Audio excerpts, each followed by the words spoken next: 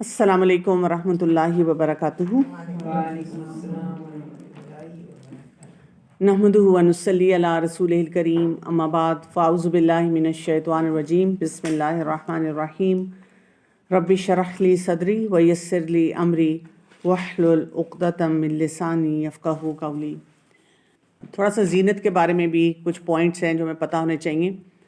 ایک ہم نے امپورٹنٹ نقطہ سمجھنا ہے کہ اللہ تعالیٰ نے جس فطرت پہ ہمیں پیدا کیا ہے، تو کوئی بھی چیز جو ہمیں فطرت سے ہٹاتی ہے ان تمام کاموں کو شیطانی فعل کہا گیا ہے۔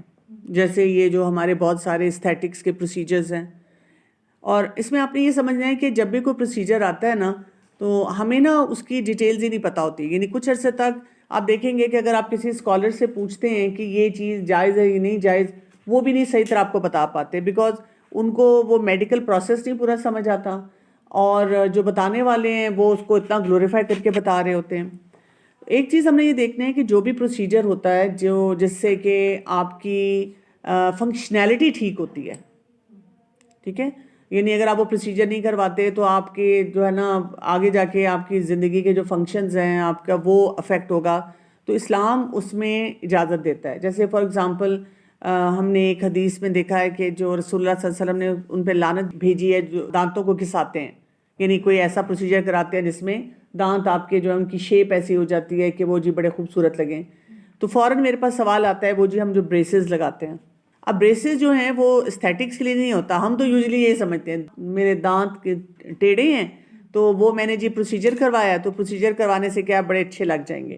لیکن ہوتا یہ کہ اگر آپ کے دانت ٹیڑھے ہیں، ڈینٹسٹ نے آپ کو کہا ہے کہ آپ کو بریسز لگانے پڑیں گے، تو وہ اس لیے ہے کہ یعنی تو جو ٹیڑھے دانتوں کے ساتھ آپ کھائیں گے تو آپ کا جو بھی افیکٹ ہو رہا ہے، آپ کا پورا یہ مینڈیبل افیکٹ ہو رہی ہے، اور آگے جا کر آپ کے یہاں پہ اور زیادہ چیلنجز آتے ہیں، ہیلتھ وائز جو ہے وہ ٹھیک نہیں ہوتا۔ اولڈ ایج میں بہت پرابلم آتی ہے اگر آپ ینگ ایج سے نہ وہ بریسز لگائیں۔ جی بالکل، اسی وجہ سے تو یہ ضروری ہوتا ہے۔ اس کے علاوہ بھی آپ دیکھیں، جیسے فار ایگزامپل کچھ ایسے پروسیجرز ہیں، ہیئر امپلانٹ کا پروسیجر ہے، اب وہ پروسیجر جو ہے اس میں وہ آپ کے ہی جو اندر ہے جہاں پہ بلاکس ہیں یا کچھ وہاں پہ جیسے PRP کا ایک پروسیجر ہوتا ہے جس میں وہ آپ کے ہی وہ انزائمز اور آپ کی وہ جو سارا سسٹم ہوتا ہے اس کو وہ کرتے ہیں انہینس، تو اس میں بھی کوئی حرج نہیں ہوتا کہ وہ آپ کروانا اگر کوئی چاہتا ہے تو وہ کروا لے۔ تو ہمیں بھی اسٹیٹک پروسیجرز کو بڑا آرام سے دیکھنا ہوتا ہے، بڑے طریقے سے دیکھنا ہوتا ہے۔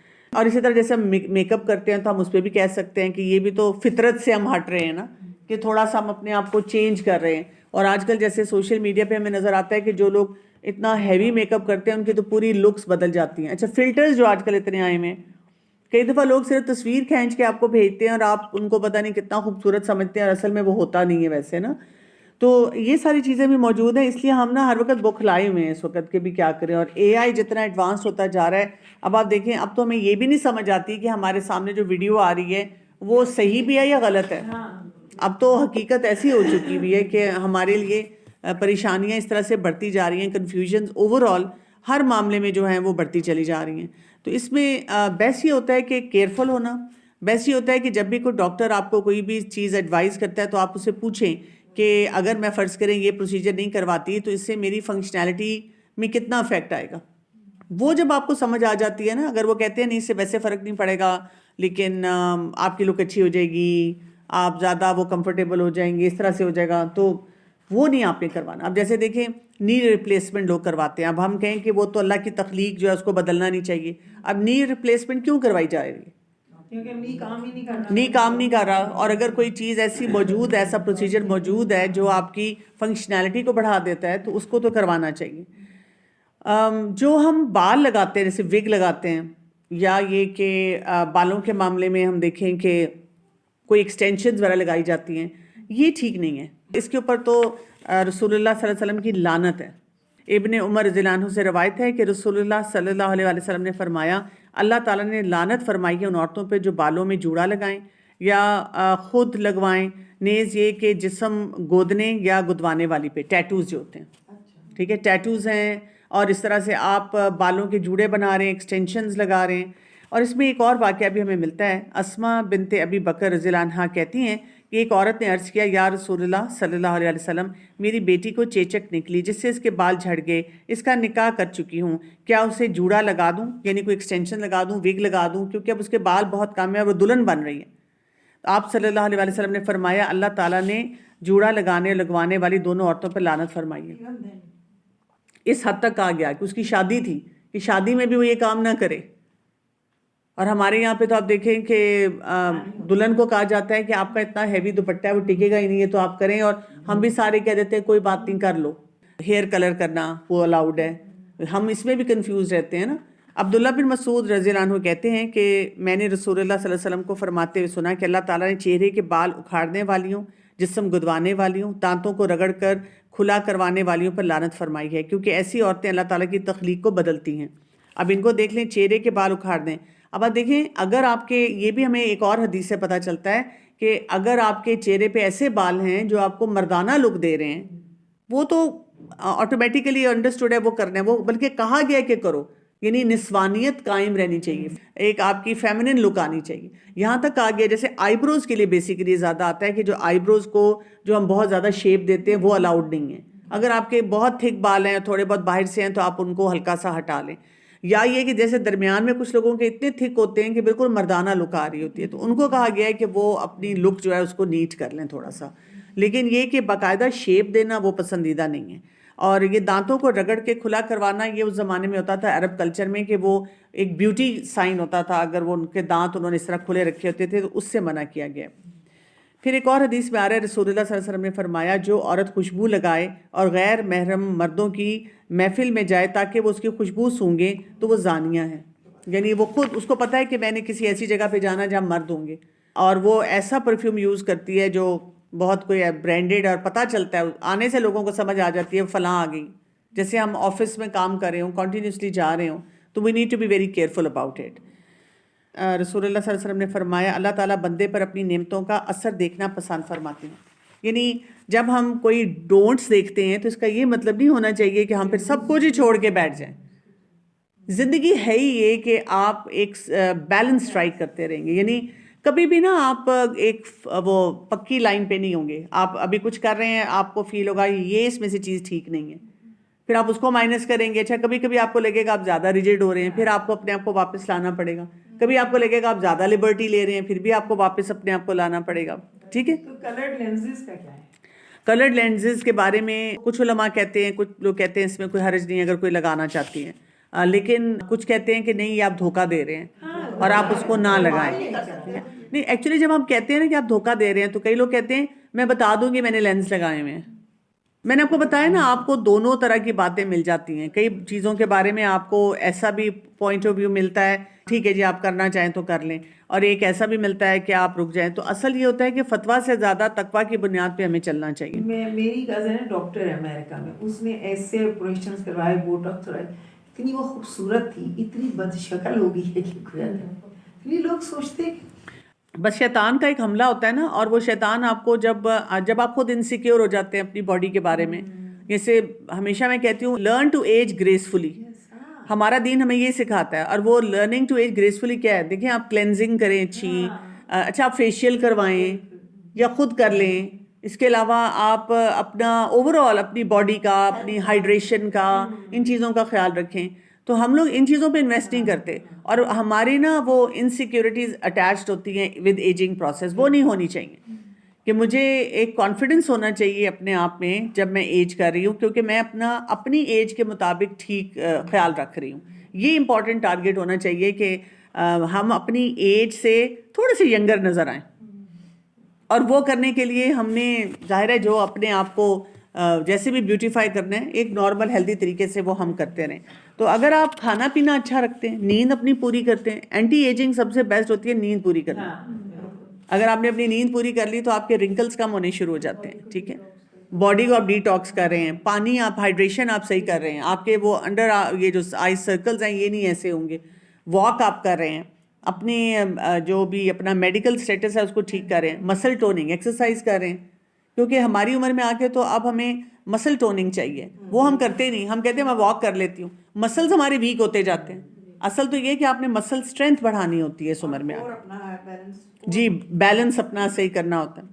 جابر بن عبداللہ رضی اللہ عنہ کہتے ہیں کہ رسول اللہ صلی اللہ علیہ وسلم ہمارے ہاں تشریف لائے، ایک آدمی کے بکھرے ہوئے پراگندہ بال دیکھے تو ارشاد فرمایا کیا اس شخص کے پاس اپنے بالوں کو سنوارنے کے لیے کوئی چیز نہیں؟ ایک دوسرے آدمی کو میلے کچیلے کپڑے پہنے دیکھا تو فرمایا کیا اس شخص کے پاس کوئی ایسی چیز نہیں جس سے یہ اپنے کپڑے دھو لے؟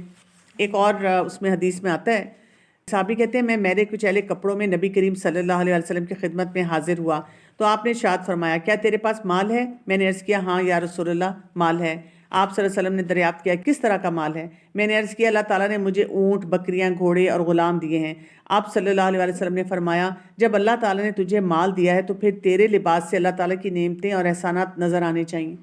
اب یہاں پہ بھی دیکھیں ہم اپنے کانسیپٹس میں کتنے گڑبڑ ہیں، میسڈ اپ ہیں۔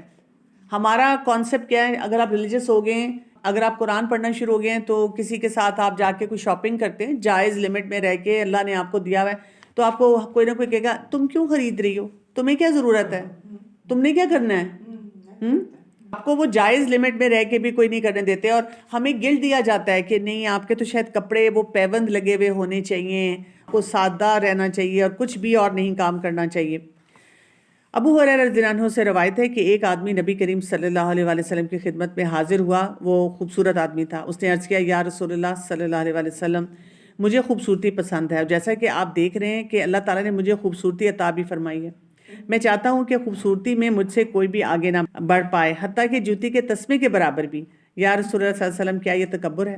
اچھا مجھے نا جب میں ایسی حدیث پڑھتی ہوں تو میں سوچتی ہوں what an open society, what an open culture.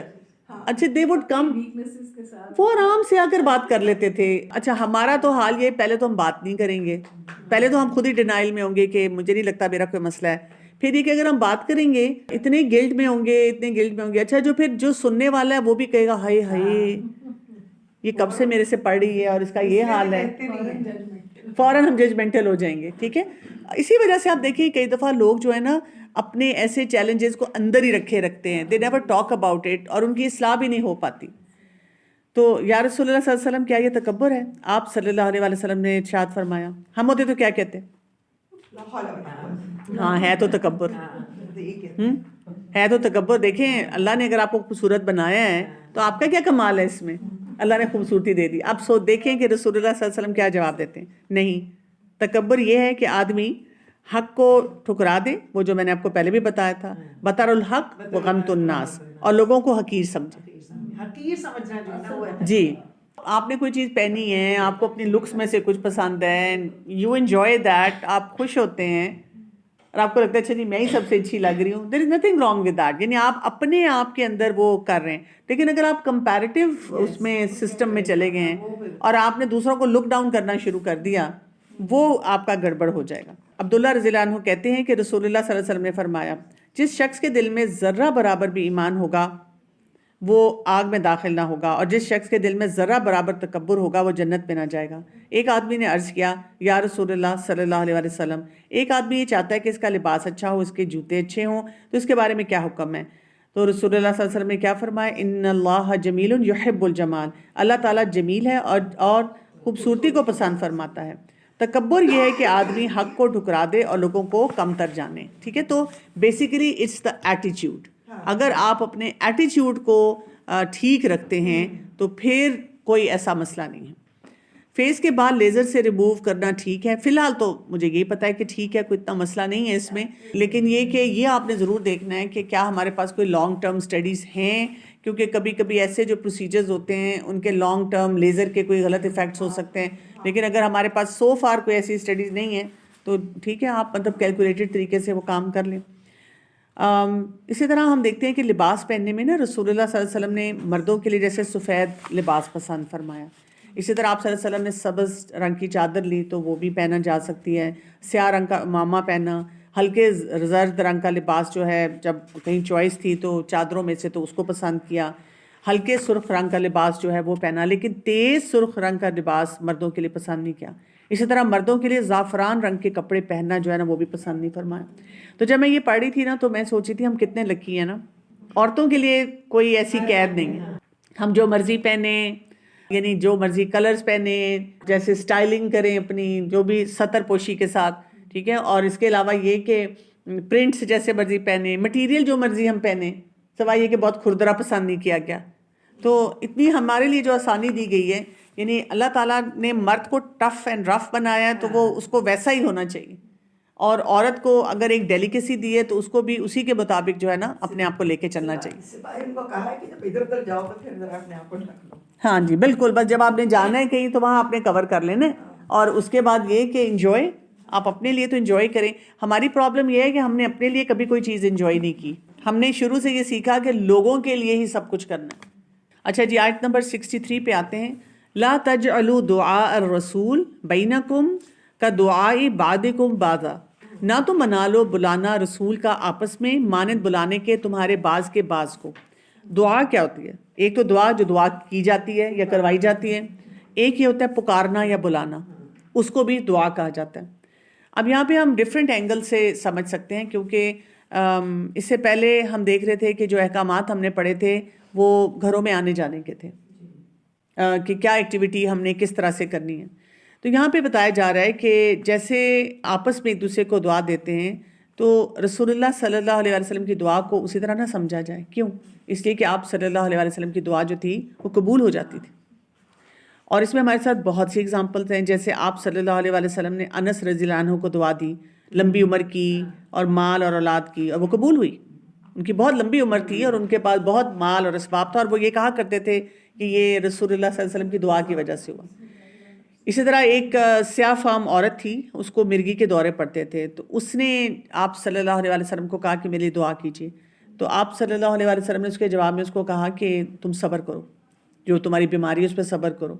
تو اس نے کہا اچھا میرے لیے آپ اتنی دعا کر دیں کہ جب مجھے دورہ پڑتا ہے تو مجھے پتہ نہیں چلتا میری کیا حالت ہو جاتی ہے، آپ یہ میرے دعا کر لیں کہ میرا سطر نہ کبھی کھلے. تو آپ صلی اللہ علیہ وسلم نے اس کے لیے دعا کی، اور اس کے بعد اس کا سطر کبھی نہیں کھلا. اسی طرح ہم دیکھتے ہیں کہ ابو ہریرہ رضی اللہ عنہ کے لیے آپ صلی اللہ علیہ وسلم نے دعا کی تھی کہ ان کا سینہ کھل جائے. ان کی والدہ کے لیے دعا کی تھی اور وہ پھر مسلمان ہو گئی تھی. اور یہ بھی دعا کی، ان کے حافظے کے لیے دعا کی تھی نا، کہ ان کو کبھی کوئی علم نہ بھولے. پھر ہم دیکھتے ہیں عمر رضی اللہ عنہ کے لیے دعا کی تھی اسلام لانے کی، اور وہ مسلمان ہو گئے تھے. اچھا ابن عباس کے لیے دعا کی تھی قرآن کا فہم ان کو ملے، اور ہم دیکھتے ہیں کہ جو فہم ان کے پاس تھا قرآن کا وہ کسی کے پاس بھی نہیں تھا. ایک صحابیہ کے بارے میں آتا ہے ام حرام بنت ملحان رضی اللہ عنہا، وہ کہتی ہیں آپ صلی اللہ علیہ وسلم کو کہ میں نے خواب میں دیکھا کہ امت کا ایک لشکر ہے اور وہ پانی کے ذریعے جا رہا ہے، تو میرے لیے دعا کیجئے کہ میں بھی انہی میں سے ہوں، اور تاکہ مجھے شہادت نصیب ہو. تو میری شہادت کے لیے دعا کیجئے. تو آپ صلی اللہ علیہ وسلم نے ان کے لیے دعا کی. تو اسی طرح وہ اسی کسی لشکر میں جا رہی تھیں اور وہ راستے میں گری اور وہیں پہ شہید ہو گئی. اسی طرح ہم دیکھتے ہیں کہ رسول اللہ صلی اللہ علیہ وسلم نے کچھ مقامات پہ بددعائیں بھی دیں، جیسے ابو لہب کے جو بیٹے تھے جب انہوں نے آپ صلی اللہ علیہ وسلم کی 2 بیٹیوں کو طلاق دی، بہت ایک دکھ کا مقام تھا آپ صلی اللہ علیہ وسلم کے لیے. تو آپ صلی اللہ علیہ وسلم نے اس وقت ان کو بددعا دی اور وہ بھی قبول ہوئی. پھر یہ کہ آپ صلی اللہ علیہ وسلم نے اپنی امت کے لیے بھی دعا کی، اور اپنی امت کے لیے بہت سی جو دعائیں کی ان میں سے ایک دعا بہت اہم ہے کہ اے اللہ میری امت کی صبح کے وقت میں برکت ڈال دے. ہم جو ہر وقت روتے دھوتے رہتے ہیں نا، کبھی ہم ایک حکومت کو کچھ کہتے ہیں، کبھی ہم ایک کسی گروہ کو کچھ کہتے ہیں، ہم اپنی حرکتیں نہیں دیکھتے. ہم لوگ سارا دن تو سوئے رہتے ہیں اور راتوں کو ہم جاگ رہے ہوتے ہیں. یعنی یہ اتنا پریولنٹ ہو گیا ہے کہ it is a matter of concern for us as professionals. Patients ہمارے پاس آتے ہیں تو اکثر ہوتا ہے، مجھے ابھی ریسنٹلی کچھ عرصہ پہلے ہوا تھا، پیرنٹس آئے ہیں، 4 سال کا بچہ ہے، اس کے اسی طرح نیوٹریشن کے پرابلم، ڈائٹ کے پرابلم. اب ماں باپ دونوں مجھ سے ڈسکس کر رہے ہیں. تو میں نے ان سے یہ پوچھا کہ میں جنرلی ہوتا ہے نا پورا دن کا پوچھتی ہوں، کب کھانا کھایا، کب بچے نے ناشتہ کیا. تو جب میں نے پوچھا کہ اچھا ناشتہ، یوزلی لوگ صرف یہ پوچھتے ہیں نا ناشتے میں کیا دیتے ہیں اور آپ کھانے میں کیا دیتے ہیں، تو میں ٹائمنگز اور یہ سب چیزیں بھی پوچھتی ہوں اور کوانٹٹی بھی پوچھتی ہوں، کیونکہ پورا آپ نے اسیس کرنا ہوتا ہے. تو جب انہوں نے مجھے کہا کہ اچھا جی ناشتے میں اس نے یہ کھایا، تو میں نے ان سے کہا کہ اچھا پھر کھانے میں، ابھی میں نے ٹائم نہیں پوچھا تھا. کہتے ابھی تو ناشتہ کر کے آئے. اور آپ کو پتہ ہے وہ کیا ٹائم تھا جب وہ میرے پاس آئے تھے؟ 3:45 PM پہ آئے تھے.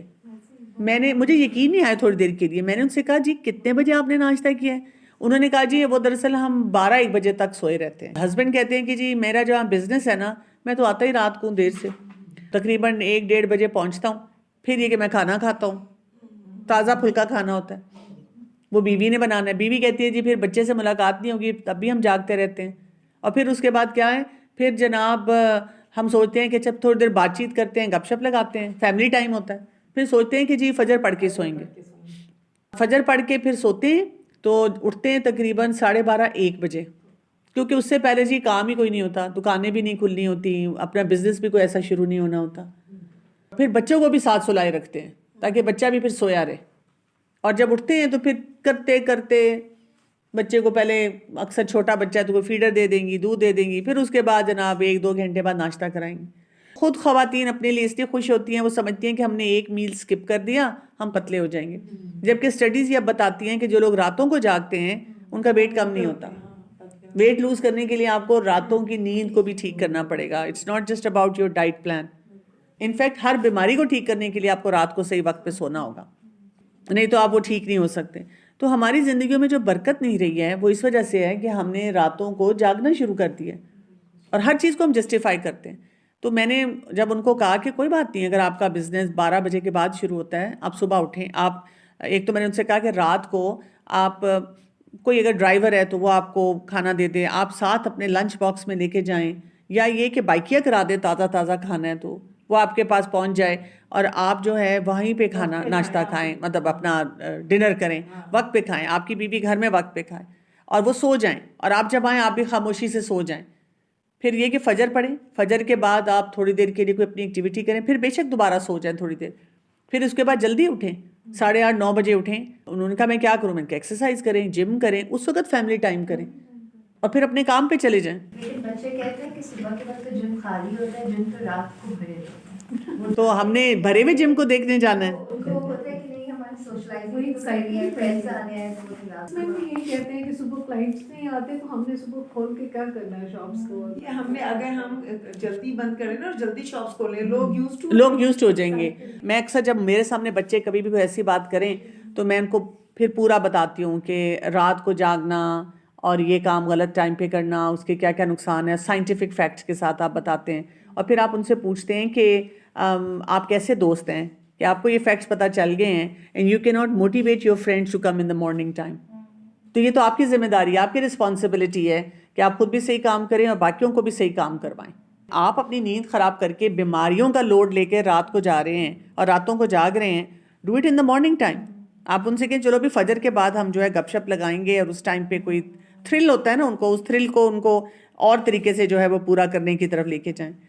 اسی طرح ہم دیکھتے ہیں کہ رسول اللہ صلی اللہ علیہ وسلم نے ایک اور حدیث میں فرمایا، اللہ اس شخص کو تر و تازہ کر دے جس نے میری کوئی بات سنی، پھر اس کو یاد کیا اور اسے آگے پہنچایا. یعنی جب ہم آپ صلی اللہ علیہ وسلم کی کوئی سنت ہے، کوئی احادیث ہیں، ہم کسی کے ساتھ شیئر کرتے ہیں تو اس کا چہرہ تر و تازہ ہو جاتا ہے، فیشیل کی بھی ضرورت نہیں رہتی. آپ نے اگر بہت ڈیپ کلینزنگ نہیں بھی کی ہے تو تب بھی آپ تر و تازہ نظر آئیں گے. ایک تو یہ پورا ہو گیا دعاؤں کا سلسلہ جو رسول اللہ صلی اللہ علیہ وسلم کی زندگی میں موجود تھا، جو کہ آپ صلی اللہ علیہ وسلم دعا کرتے تھے. تو اسی لیے کہا گیا کہ آپ صلی اللہ علیہ وسلم کی دعا اس طرح کی دعا نہیں ہے جیسے عام لوگوں کی دعا ہوتی ہے. دوسرا کہ آپ صلی اللہ علیہ وسلم کو بلانا جو ہے عام لوگوں کی طرح بلانے والا نہیں ہے. یعنی جب رسول اللہ صلی اللہ علیہ وسلم بلائیں تو فوراً جاؤ، فوراً بات سنو. اور اگر والدین پکاریں تو پھر کیا ہے، ان کے لیے بھی کہا گیا نا کہ اگر آپ نفل نماز پڑھ رہے ہیں تو وہ توڑ کر آپ جا سکتے ہیں. آپ کو دیکھنا ہوتا ہے کہ مجھے جس کام کے لیے بلایا جا رہا ہے تو میں اس میں کتنا لیڈ بیک ہوں. تو ہمارے دور میں کیا ہے، اب ہمارے سامنے تو رسول اللہ صلی اللہ علیہ وسلم نہیں ہے، لیکن آپ صلی اللہ علیہ وسلم نے اگر احادیث میں ہمیں کچھ بھی بتایا ہے، کوئی بھی کام کرنے کے لیے کہا ہے، تو ہم سوچتے نہ رہیں ہمارا اس میں بھی ایٹیچیوڈ کیا ہے. ہم یہ کہتے ہیں فرض ہے یا سنت ہے، کیونکہ ہم نے پہلے سے کیا سوچا ہوا ہے، فرض تو کر لیں گے کسی نہ کسی طرح، مشکل سے، مجبوری ہے، دیر از نو وے آؤٹ، اس میں بھی کوئی تھرل ایکسائٹمنٹ نہیں ہے. لیکن سنت چھوڑ دیں گے، وہ تو سنت ہے. تو یہ نہیں ہونا چاہیے. ہمارا ایٹیچیوڈ یہ ہونا چاہیے کہ سنتوں پہ بھی ہم عمل کرنے والے ہوں. دیکھیں جتنا زیادہ آپ اپنی، جیسے یہ اٹامک ہیبٹس میں کہتے ہیں نا ہیبٹ سٹیکنگ. ہیبٹ سٹیکنگ کیا ہے کہ ایک ہیبٹ کے اوپر دوسری ہیبٹ آپ لگاتے جائیں. تو اسی طرح اگر ہم صرف یہ دیکھتے رہیں گے قرآن کو کرنا ہے اور حدیث کو نہیں کرنا، اچھا یہی دیکھتے رہیں گے اس میں سے پک اینڈ چوز کیسے کرنا ہے، تو پھر وہ حیا اور حجاب نہیں ہو سکتا. پھر ہم اپنی خواہشات کے مطابق دین کو لے کے چلیں گے کہ مجھے یہ ٹھیک لگ رہا ہے اور یہ ٹھیک نہیں لگ رہا، یہ میں کر سکتی ہوں، یہ میں نہیں کر سکتی. لیکن اگر ہم نے ہیبٹ سٹیکنگ کر لی اور ہم نے یہ کیا کہ جو بھی پتہ چلتا جا رہا ہے نا کرنا ہے، ٹھیک ہے کوئی چیز مجھ سے فوراً ہو جائے گی اور کوئی چیز تھوڑی دیر کے بعد ہو، وہ فوراً نہیں شاید ہو سکے گی، لیکن کرنی ہے. تو جب میں نے یہ فیصلہ کر لیا تو پھر کیا ہو جائے گا، پھر اسی درمیان میں اب ہمیں کوئی حجاب کا حکم پتہ چلے گا وہ بھی ہم کریں گے، حیا کی کوئی بات پتہ چلے گی وہ بھی ہم کریں گے. مینٹل نوٹ تو بنائیں گے نا کہ یہ مجھے کرنا ہے، یہ مجھے کرنا ہے، یہ مجھے کرنا ہے. اور آپ دیکھیں جب آپ یہ سوچنا شروع کر دیتے ہیں نا تو اللہ تعالیٰ خود آپ کے لیے وہ راستے کھول دیتا ہے. کسی اپنا اصول بنا لیں، کسی نیکی کے کام پہ، کسی خیر کے کام پہ آپ نے یہ نہیں کہنا کہ کام تو بہت اچھا ہے لیکن میں نہیں کر سکتی. ہمیشہ یہ نیت کر لیا کریں میں نے کرنا ہے. کرنا تو ہم نے اللہ کی توفیق سے ہے، ہم میں سے کوئی اس قابل نہیں ہے اپنے آپ کو ہم بڑا سمجھیں کہ میں جی خود سے کر لوں گی، وہ اللہ کی توفیق سے ہونا ہے. لیکن یہ کہ جب میں نے فیصلہ کیا ہوگا نا تو وہ جو کوگنیشن کے لیول پہ نا مائنڈ سیٹ ہمارا چینج ہونا شروع ہو جاتا ہے، وہ ہمیں خود بخود کمپیل کرتا ہے. اللہ کی مدد بھی ایسے موقع پہ پھر آنا شروع ہوتی ہے. تو ہمیں یہ بات پتہ چل رہی ہے کہ ہم نے رسول اللہ صلی اللہ علیہ وسلم بلائیں تو ہم نے ان کی بات سننی ہے. تو جو جیسے صحابہ کرام بھاگ بھاگ کے کام وہ کرتے تھے. تیسرا اس کا مطلب یہ بھی لیا گیا ہے کہ رسول کا پکارنا ایسا نہیں جیسے ہم دوستوں سے بات کرتے ہیں، یعنی کہ جب ہم آپ صلی اللہ علیہ وآلہ وسلم کا نام لیں یا ان کو بلائیں تو بڑے ادب، احترام اور پورے طریقہ ہمیں صحیح آنا چاہیے.